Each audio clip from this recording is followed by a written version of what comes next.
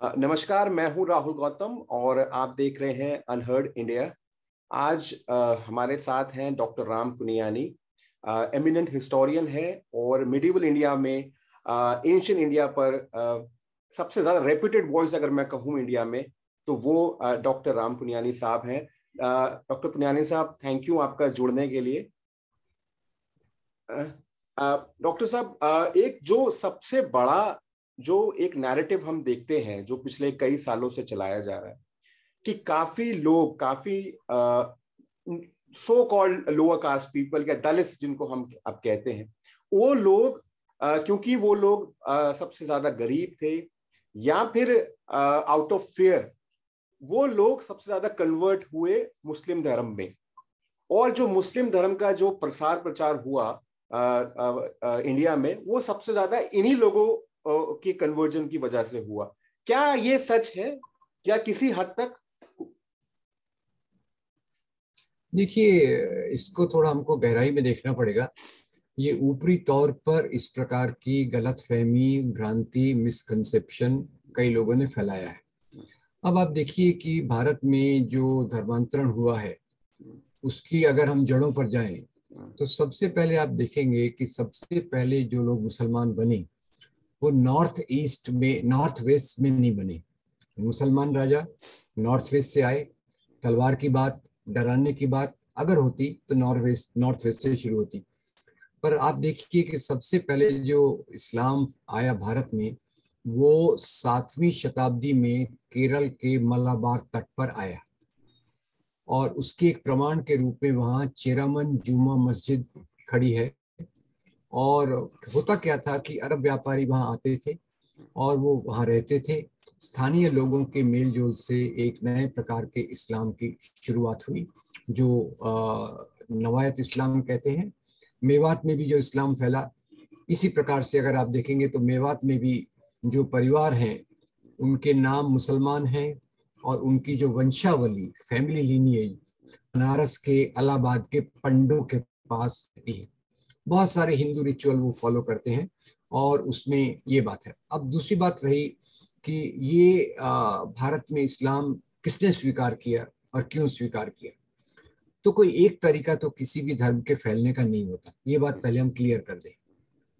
दूसरी बात ये क्लियर कर दें कि कुछ राजाओं ने दो प्रकार के काम किए। एक तो जो राजा राजा राजा की लड़ाई होती थी। बिल्कुल। मैं क्लियर कर दूं कि हिंदू राजाओं से होती थी, मुसलमान राजाओं से होती थी, हिंदू राजाओं की मुसलमान राजाओं से होती थी। हर एक प्रकार का परम्यूटेशन, कॉम्बिनेशन है। और इसमें जो धर्म का मकसद नहीं था। हिंदू राजाओं ने कहा हम धर्म युद्ध कर रहे हैं, मुसलमान राजाओं ने कहा हम जिहाद कर रहे हैं, क्रिश्चियन राजाओं ने कहा हम क्रूसेड कर रहे हैं। ठीक है। तो कई बार जीतने वाला राजा हारने वाले राजा का अपमान करने के लिए उस पर अपमानजनक शर्तें लादता था। और ये बात औरंगजेब के बारे में बहुत सही थी। औरंगजेब ने हारे हुए राजाओं को इस्लाम कबूल करने के लिए कहा, वो बात बिल्कुल सच है। पर ये केवल राजाओं के कन्वर्शन से इस्लाम नहीं फैलेगा। वो राजा हार चुका है और वो राजा, अगर दो चार राजाओं ने किसी मुसलमान राजा से हार के इस्लाम स्वीकार किया हो तो वो एक दूसरी बात है। पर जो कन्वर्शन की जब हम बात करते हैं तो हमें जनता के बीच में कन्वर्शन की बात करना चाहिए। पहली बात तो राजाओं का उद्देश्य धर्मांतरण नहीं होता था। राजाओं का उद्देश्य होता था अपने राज्य सत्ता को फैलाना, साम्राज्य को फैलाना, संपत्ति को बढ़ाना वगैरह वगैरह। तो यहाँ के जो एक तो कुछ लोगों ने जो गिने चुने इंसिडेंट है, खास तौर से औरंगजेब के बारे में, उनको पकड़ लिया और उसको जनरलाइज कर दिया, उसको सामान्य कर दिया कि इससे इस्लाम फैला। अब सभी मुसलमान राजाओं ने जजिया टैक्स नहीं लगाया। नंबर एक। औरंगजेब ने भी अपने प्रशासन के 22 साल के बाद जजिया टैक्स लगाया। पहले था, अकबर ने उसको एबॉलिश कर दिया और औरंगजेब ने अपने प्रशासन के 22 साल के बाद लगाया। अब उनकी जजिया की समझ क्या है? कुछ जो राजा मुसलमान राजा ज्यादा मौलानाओं के इशारों पर चलते थे राजनीतिक कारणों से, उनमें एक कंसेप्ट है, उन्होंने एक कंसेप्ट लाई, एक कल्पना लाई कि जो गैर मुसलमान मुसलमान राजा के राज्य में रहता है वो धिम्मी है। धिम्मी मतलब somebody who has to be given protection, not somebody who is a second class citizen. हाँ, not a जिसको आपको प्रोटेक्शन देना है, आपको 7% जजिया टैक्स दे, 1.25% जजिया टैक्स देगा। ठीक है, तो ये बात हो गई इसके लिए। और ये टैक्स ब्राह्मणों पर, बूढ़ों पर, ओके, और तो पर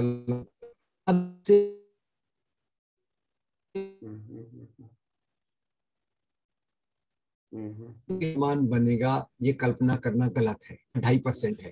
अब 2.5% से बचने के लिए आप 1.25% में आ रहे हैं, तो ये तो पॉसिबल ही नहीं है। 1.25% से बचने के लिए आप मुसलमान बन रहे हैं, ये संभावना नहीं है। और वास्तव में धर्मांतरण का मुख्य कारण हम ज्यादातर अपनी गलतियों का ठीकरा दूसरों के सिर पर ठोकते हैं। तो इसके लिए हम 2-3 मैं आपको उदाहरण दूंगा। सबसे बड़ा उदाहरण है हिंदू धर्म के महानतम संत, जिनको मैं कहूंगा, वो है स्वामी विवेकानंद। स्वामी विवेकानंद अपनी रचनाओं में जो संकलित रचनाएं रामकृष्ण मिशन ने प्रकाशित की हैं और एपिस्टल्स नाम के उनके जो कलेक्टेड वर्क्स हैं, इन दोनों में आप रेफरेंसेस देख लीजिएगा। स्वामी जी कहते हैं, पहले तो वो कहते हैं कि ये कहना गलत है कि इस्लाम तलवार की नोक पर फैला, यानी जो डर की बात आपने कही, डर के कारण इस्लाम के फैलने की मैं मुख्य प्रक्रिया बता रहा हूँ। एक्सेप्शंस हो सकते हैं, 100 लोगों का, 50 लोगों का, पर 20-25 करोड़ लोग उस समय देश में होंगे, मेरा अंदाज है 15-20 करोड़ लोग होंगे। उसमें जो मास फेनोमेनन, जन प्रक्रिया के रूप में आप देखेंगे, तो डर के कारण अगर लोग कुछ मुसलमान बने होंगे तो थोड़े होंगे। मुख्य रूप से स्वामी जी कहते हैं कि ये जो इस्लाम फैला वो इस्लाम की तलवार के कारण नहीं फैला, ये फैला यहाँ की जाति व्यवस्था के अत्याचार के कारण। अब मैं जो कह रहा हूँ, हमारी टेंडेंसी क्या है, अपने दोषों को दूसरे के सिर पे डालना। दोष तो हिंदू समाज में था, जाति व्यवस्था बहुत मजबूत थी, जो शूद्र थे उनको अछूत माना जाता था, मंदिर प्रवेश में उनके लिए बंदी थी। ठीक है, तो ये स्वामी जी दूसरी जगह एक जगह लिखते हैं कि धर्मांतरण के लिए क्रिश्चियंस और मुसलमानों को दोष देना गलत है, क्योंकि जो लोगों ने धर्मांतरण किया वो जाति व्यवस्था के अत्याचार से बचने के लिए किया। ये बात को वो लगातार दोहराते हैं। और आप देखिए कि ज्यादा जो यहाँ इस्लाम में परिवर्तन का हुआ वो कौन होंगे, थोड़े अपर कास्ट मुसलमान होंगे जो अपने आप को अशरफ कहते हैं, पर ज्यादा जो मुसलमान वो, और जी बंगाल के उदाहरण से खास तौर से बोलते हैं कि बंगाल में ज्यादा मुसलमान गरीब क्यों हैं, क्योंकि वहाँ के वो दलितों में से, गरीबों में से आए हैं जो खेतीहर मजदूर थे। बंगाल में एक प्रकार का डिवीजन था, ज्यादातर जमींदार हिंदू थे और मजदूर ये बाद में जो थे वो जाकर मुसलमान बन गए। तो इसको एक हमें समझना पड़ेगा कि जजिया टैक्स एक, औरंगजेब का अपने प्रतिद्वंदी विरोधी राजाओं को डराना, और तीसरा कहीं कहीं हो सकता है कि थोड़े लोग राजा के डर से मुसलमान बने। और तीसरी बात ये हम समझे कि एक अंतिम शब्द, कि तीसरी बात ये समझे कि राजा लोग राज्य क्यों करते थे। आज हमारे दिमाग में है हिंदू राजा वर्सेस मुस्लिम राजा, पर राजा लोगों में आप दरबार में देखें तो हिंदू राजाओं के साथ हमारे छत्रपति शिवाजी महाराज के साथ मौलाना हैदर अली थे, अकबर के साथ राजा टोडरमल थे, बीरबल थे, औरंगजेब के साथ राजा जय सिंह, राजा जसवंत सिंह थे। तो ये उस आधार पे अगर जैसे औरंगजेब को कन्वर्शन करना हो तो पहले अपने दरबार के 33% अधिकारियों का कन्वर्शन करेगा ना, जय सिंह को मुसलमान बनाएगा, जसवंत सिंह को मुसलमान बनाएगा, ऐसा तो नहीं है। ये उनके दरबारों में बड़े ओहदे वाले अधिकारी थे, तो पहली बात ये क्लियर कर लें कि धर्म एक मान्यता की बात होती है। और तीसरी बात, अब मैं थियोलॉजिकल लेवल पे अंतिम बात जो कह रहा हूँ वो ये कि इस्लाम कुरान में मेरी जो ज्यादा समझ तो नहीं है, एक छोटी सी समझ जो है वो ये है, कुरान में एक जगह लिखा है कि आपके लिए आपका धर्म, मेरे लिए मेरा धर्म। यानी मजहब के मामले में दीन, वो इसको दीन कहते हैं, दीन के मामले में जबरदस्ती नहीं होना चाहिए। तो ये मेरा वक्तव्य है। और इसके आधार पे आप बताइए, आपको जो डॉक्टर आपका पुनियाजी, लेकिन सवाल है I am just playing devil's advocate here. Please. आप पूरी मुस्लिम वर्ल्ड में अगर कहीं जाएं तो आपको कहीं पर भी छुआछूत या discrimination on the basis of your birth कहीं नहीं देखने को मिले। हिंदुस्तान में भी अगर इतनी मजबूत थी दिल्ली सल्तनत, और जो जो मुस्लिम जो राजा थे, नवाब थे, क्योंकि आप देखें सबसे बड़ी जो रियासतें थी वो मुसलमानों के पास थी, चाहे वो बंगाल की मुर्शिदाबाद हो, हैदराबाद। लेकिन कहीं पर भी हमको कोई ऐसा एम्परर या कोई ऐसा निजाम पावरफुल या नवाब को नहीं दिखता जो कि डायरेक्टली चोट करता हो कास्ट सिस्टम। देखिए, मुसलमान राजाओं ने यहाँ सामाजिक सुधारना के लिए कुछ काम नहीं किया। हाँ, मैं यही। जो हिंदू समाज की जो प्रथियां, कुरीतियां, अच्छी बातें, बुरी बातें, उसको उन्होंने वैसे स्वीकार कर लिया। एक तरफ वो दिवाली मनाते हैं अपने महलों में जश्न ए चिरागा के नाम से, सूफी संत की दरगाह पे होली मनाते हैं फाग के नाम से। तो एक तरफ तो यहाँ की व्यवस्था को उन्होंने डिस्टर्ब नहीं किया। सामाजिक सुधार की जो प्रथा चालू होती है, अनटचेबिलिटी के खिलाफ संघर्ष अंबेडकर जी के बाद में आता है, ज्योतिराव फुले के साथ में आता है, सती प्रथा का उन्मूलन, ये भी सब अंग्रेजों के राज में जो सुधार की प्रक्रिया, राजा राम मोहन राय वगैरह आते हैं, ये बाद में आते हैं। मुसलमानों ने सामाजिक सिस्टम को बिल्कुल डिस्टर्ब नहीं किया।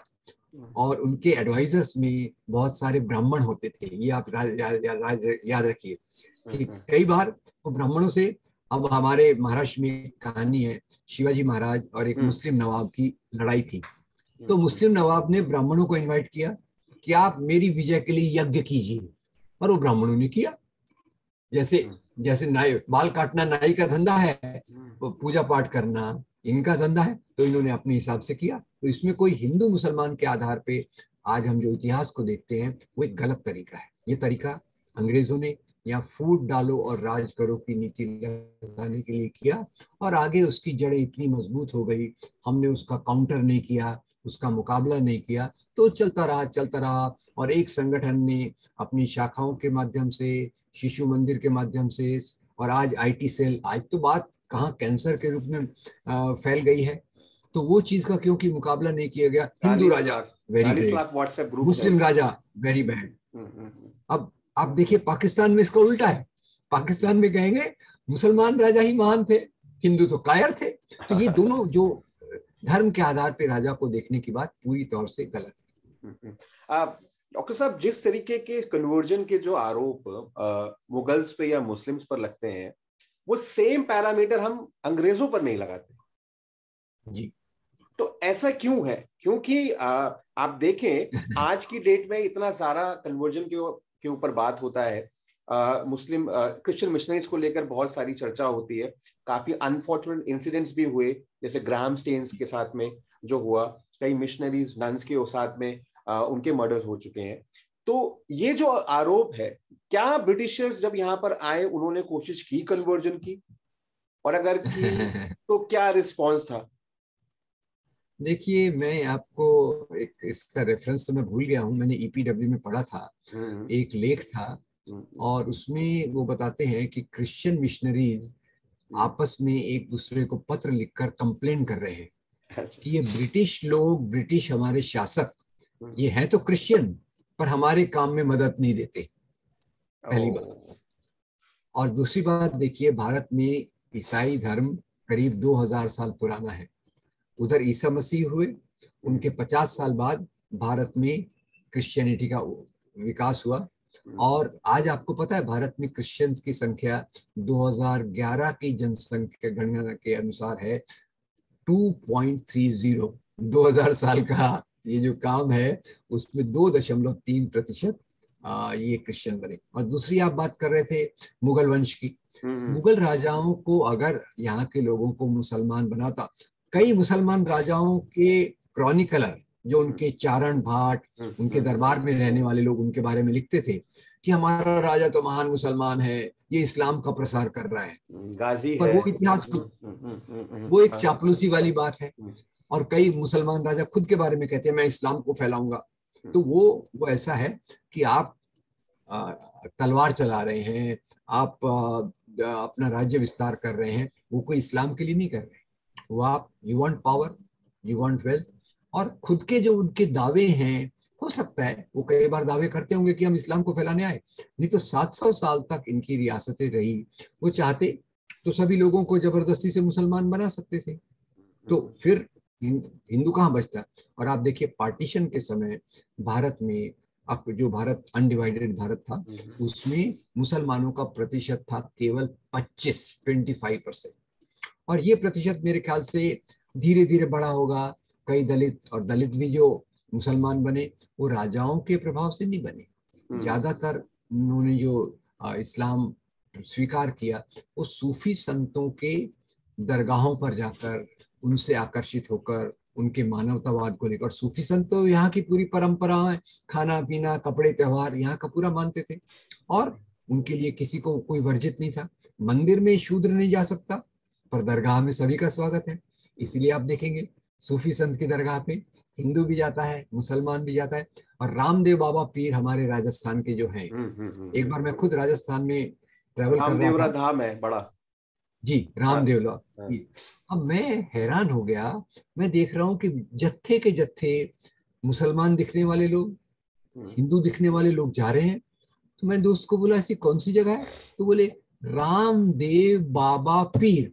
अब आप नाम में ही देखिए, पहले एक तरफ से बाबा है, एक तरफ से पीर है। तो ये तो हमारी परंपरा रही है।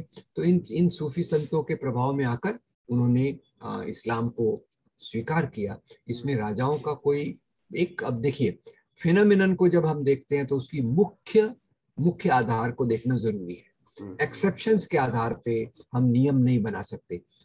एक्चुअली उल्टा है, नियम के कुछ एक्सेप्शन होते हैं। नियम ये है कि वर्ण व्यवस्था, जाति व्यवस्था के अत्याचार के कारण लोगों ने इस्लाम धर्म को कबूल किया, जो स्वामी विवेकानंद अपनी रचनाओं में स्पष्ट रूप से बताते हैं। डॉक्टर साहब, मैं आपसे थोड़े से मुश्किल सवाल जानबूझ के पूछ रहा हूँ, ताकि जो दूसरा जो वर्जन है वो भी, उनकी बात भी रखी जाए। टीपू सुल्तान को आप और मैं दोनों जानते हैं, वो काफी उनको लेकर डिबेट होता है। क्या ये बात सच नहीं है कि उन्होंने एक लेटर लिखा अहमद शाह अब्दाली के जो बेटे थे, जमन शाह, अगर मैं उनका नाम सही याद कर पा रहा हूँ, और उनको कहा कि आप आके इंडिया को इन्वेड करिए और इंडिया में हम दारुल इस्लाम बनाएंगे। तो ऐसे इस सेकुलर कैरेक्टर को लेकर आप कैसे, क्या देखते हैं? देखिए, मैं राजाओं के लिए सेक्युलर वर्ड का मैं तो इस्तेमाल नहीं करूंगा, क्योंकि सेक्युलर शब्द ये आधुनिक राज्य व्यवस्था से जुड़ा होना चाहिए। और जो राजा थे, कई राजा सभी धर्मों का आदर भी करते थे और उसके आधार पे वो चलते थे। जैसे आप देखिए कि अशोक के समय आपको शिलालेख मिलेंगे, उस समय ब्राह्मण, वैदिक धर्म ब्राह्मण धर्म था, बौद्ध धर्म था, जैन धर्म था। उन्होंने कहा सभी लोगों को अपने धर्म का पालन करने का अधिकार है। और टीपू सुल्तान की अभी एक सरफराज शेख की किताब आई है जो उन्होंने रिसर्च पे लिखी है, उसमें उन्होंने लिखा है, उसमें एक है मैनिफेस्टो ऑफ टीपू सुल्तान। अब मैनिफेस्टो ऑफ टीपू सुल्तान जो है, उसमें वो कहते हैं मेरे राज्य में अलग अलग धर्म के लोग हैं, मैं सभी का स्वागत करता हूँ। और अहमद शाह अब्दाली के लेटर में कितनी सच्चाई है मुझे नहीं पता, क्योंकि टीपू सुल्तान एक राजा हैं जो अंग्रेजों के खिलाफ युद्ध करते हुए मारे गए। इसको आप याद रखिएगा। बिल्कुल। एंग्लो मैसूर वॉर हुई थी, उसमें वो मारे गए, और उसमें वो मारे गए, और उसके कारण कई चीजें उनके खिलाफ मैन्युफैक्चर भी की गई। पर आपको मैं इतना बताना चाहता हूँ कि टीपू सुल्तान जब भी किसी युद्ध के लिए जाते थे तो पहले श्रृंगेरी काम काम कोटि पीठम के शंकराचार्य का आशीर्वाद लेते थे। इस श्रृंगेरी मठ को उन्होंने बहुत बड़ा दान दिया, और एक लेटर जो वास्तव में है उसमें टीपू सुल्तान शंकराचार्य को जगत गुरु कह के संबोधित करते हैं। और अंतिम पॉइंट, उनके जो मिनिस्टर थे सबसे बड़े एडवाइजर, उनका नाम था पूर्णैया। पूर्णैया जो एक ब्राह्मण थे। तो सवाल तो ये उठता है, लॉजिक, मैं एक इंसिडेंटली आपको बता दूं, आपने मुझे इतिहासकार के रूप में इंट्रोड्यूस किया, वो सही नहीं है। मैं इतिहास का विद्यार्थी हूँ और इतिहास मुझे पढ़ना पड़ रहा है क्योंकि इतिहास का दुरुपयोग करके सांप्रदायिकता फैलाई जा रही है। एक सामाजिक कार्यकर्ता के रूप में मैं इतिहास को समझने की कोशिश कर रहा हूँ। तो बताइए, उनके पूर्णैया उनके ये हैं। एक बार मराठा से उनकी लड़ाई हुई श्रीरंगपट्टनम में, और ये लड़ाई में वहां का हिंदू मंदिर टूट गया। टीपू सुल्तान ने वो मंदिर की मरम्मत कराई, और वो कहते हैं प्रजा की भावनाओं का आदर करना मेरा कर्तव्य है।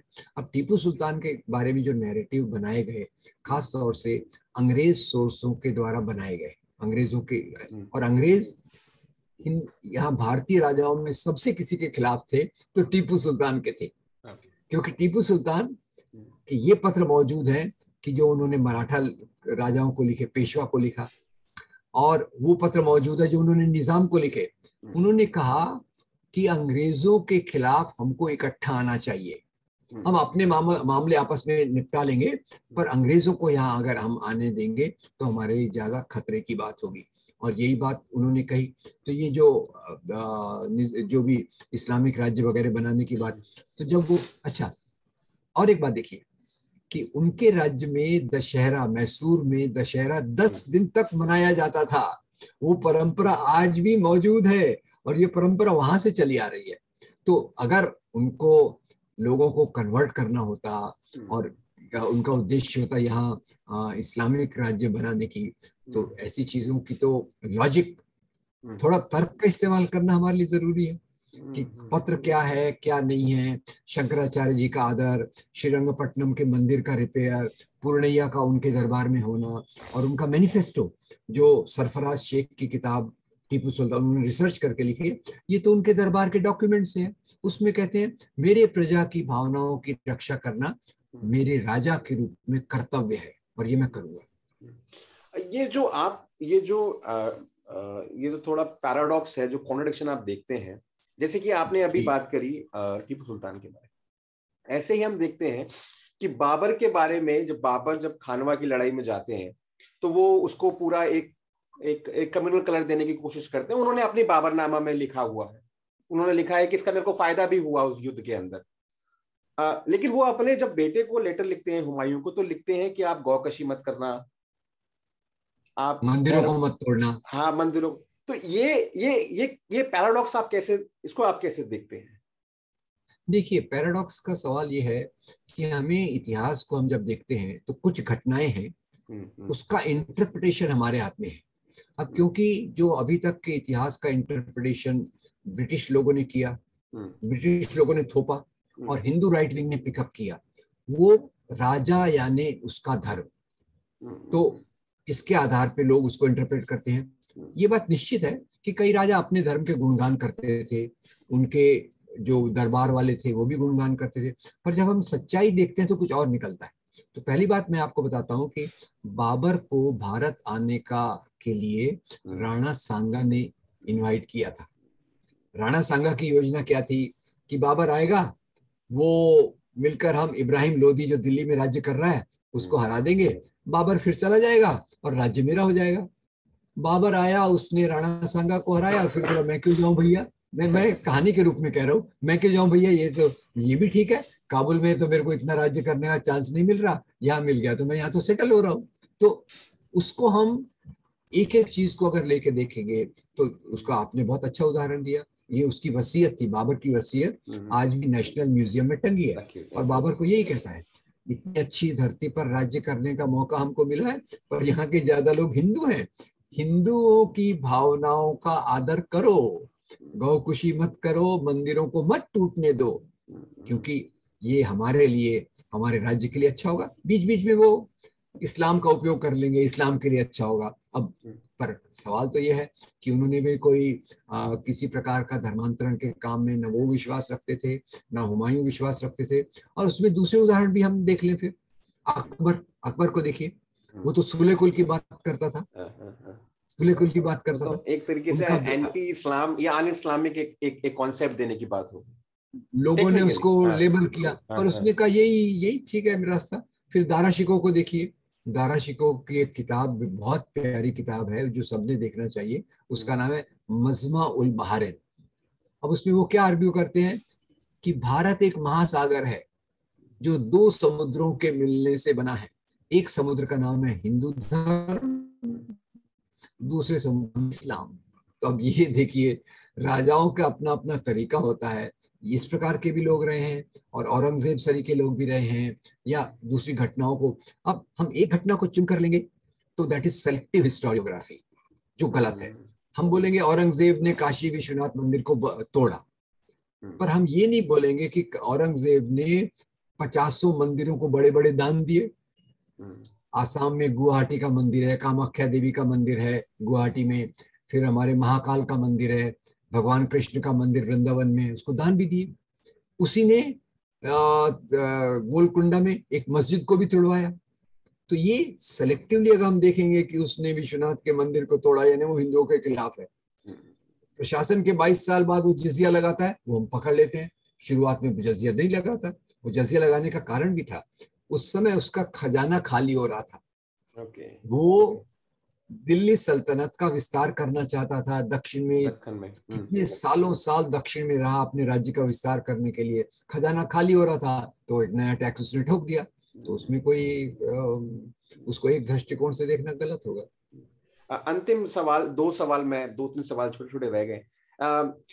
मैं ये थोड़ा सा आप पर सेंट्रिक करना चाह रहा हूँ क्योंकि आपको भी अटैक किया जाता है that you are trying to white wash crimes of erstwhile emperors and particularly Muslim emperors।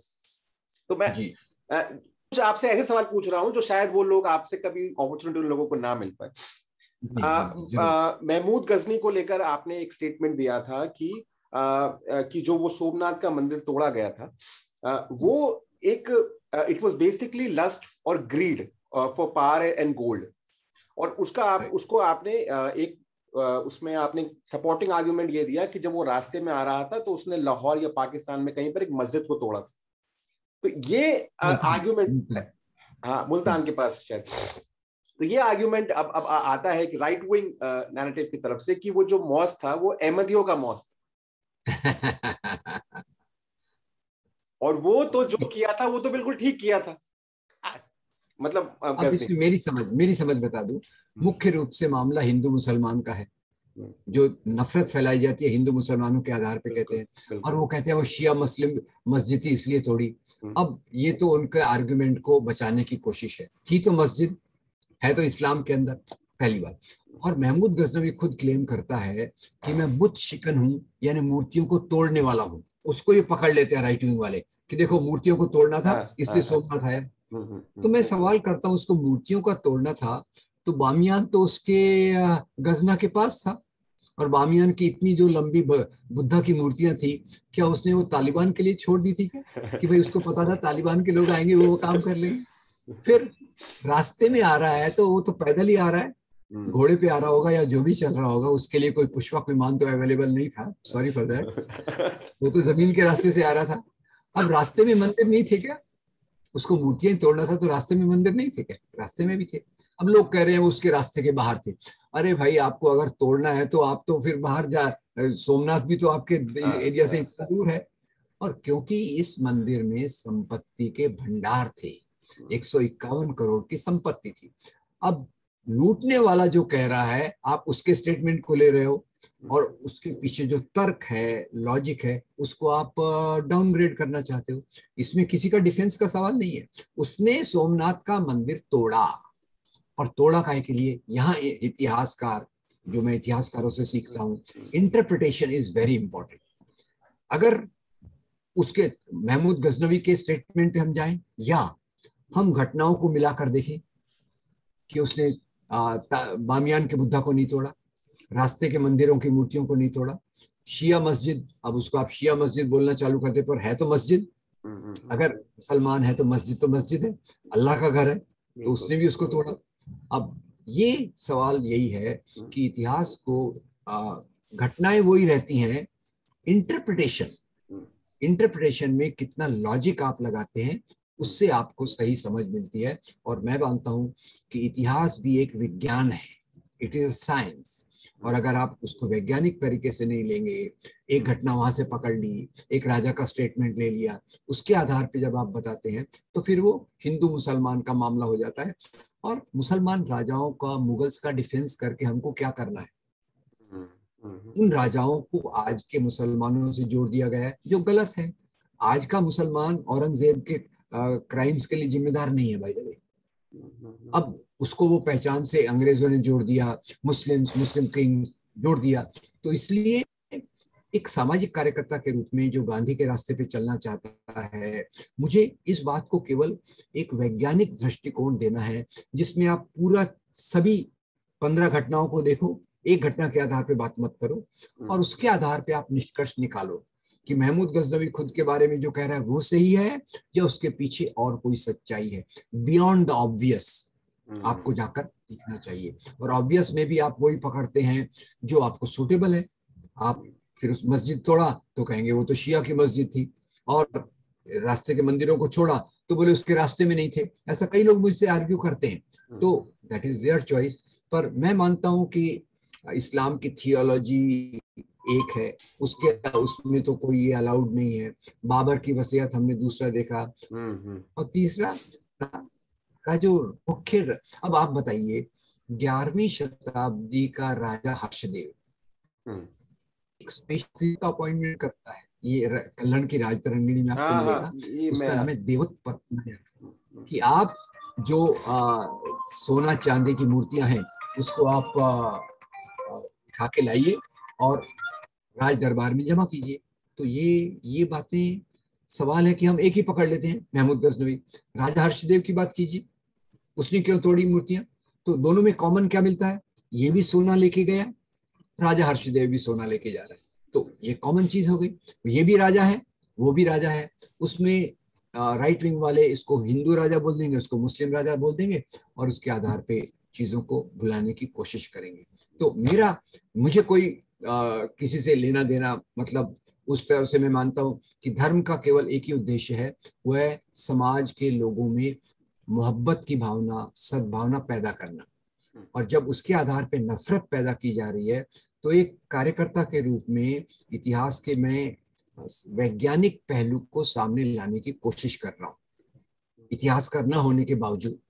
तो इतिहासकारों ने बहुत काम किया है, उसमें से भी आप चुनिए कि वैज्ञानिक आधार कहाँ है, वैज्ञानिक आधार कहाँ नहीं है, और उसके आधार पे अपनी बात को रखने की कोशिश कर रहा हूँ खुद के। मुझे इसमें कोई गलत नहीं लगता। डॉक्टर साहब, आखिरी छोटे छोटे दो सवाल बस। एक तो ये जो मैं तो भ्रम कहूंगा, क्योंकि मैंने एक मेरा दोस्त है वो जर्मनी में पीएचडी कर रहा था, मैंने उसको कहा कि सबसे पुराना धर्म वैदिक धर्म है, तो उसने फिर मेरा बोला कि नहीं आप गलत कह रहे हैं, वो नहीं है। फिर उसने कहा कि संस्कृत भी नहीं है सबसे पुरानी लैंग्वेज, वो हिब्रू है। तो जिस तरीके से हम गलत इतिहास पढ़ा रहे हैं लोगों को, जी, आपको नहीं लगता कि अभी तो शायद नहीं, लेकिन 5, 10, 15 साल के बाद जो हम प्रिपेयर कर रहे हैं जनरेशन, वो एक सेल्फ प्राइड मोड में ही रहेगी? जो रियलिटी को जो आप डिकोड कर पाते हैं, वो उस सिचुएशन में होगी, उसका माइंड फ्रेम ही उसी तरीके से होगा ही नहीं। राहुल, मैं आपसे पूरा सहमत हूं कि इतिहास को एक नफरत के औजार के रूप में इस्तेमाल किया गया है, भारत में भी, पाकिस्तान में भी। बांग्लादेश का मुझे ज्यादा पता नहीं है। बांग्लादेश में भी उन्होंने, पाकिस्तान में भी जो राजनीति की, वो हिंदू हेट्रेड के आधार पे की।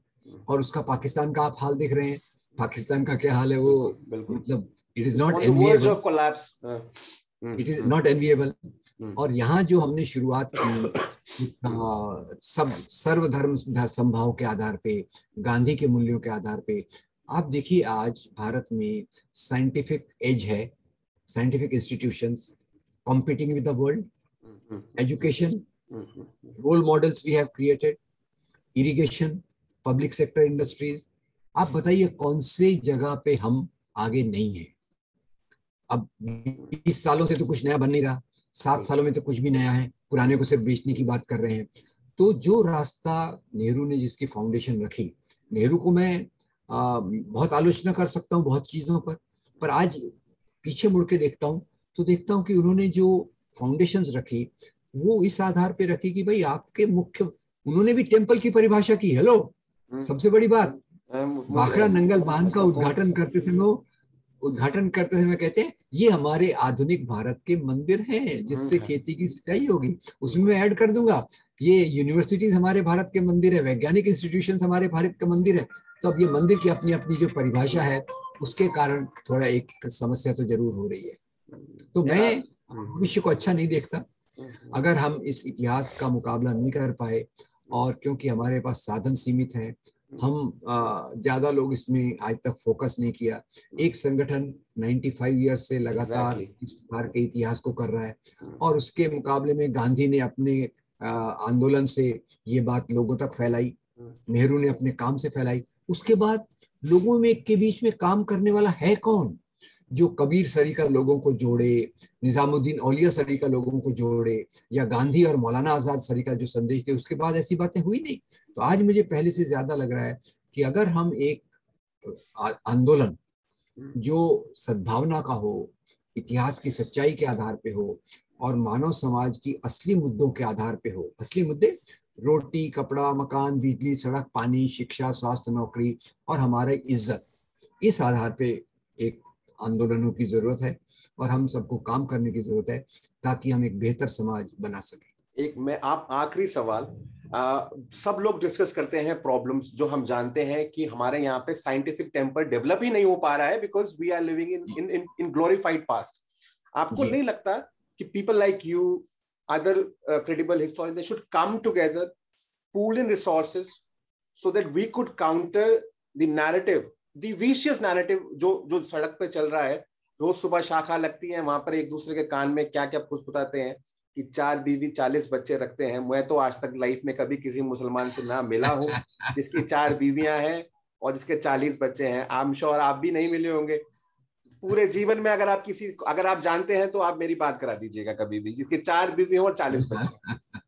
तो ये जो पूरा नैरेटिव चल रहा है, इसको काउंटर करने के लिए आपको नहीं लगता है कि लोगों को साथ में आना चाहिए? क्योंकि इसका अल्टीमेट प्राइस तो कंट्री पे करेगी और कर भी रही है। राहुल, मैं कहूंगा कि मैं आपसे 100% सहमत हूँ। मैं आपसे 100% सहमत हूँ। और हम लोग, ये हमारा फेलियर है, हमारी असफलता है कि हम इस दिशा में ज्यादा प्रगति नहीं कर पाए हैं।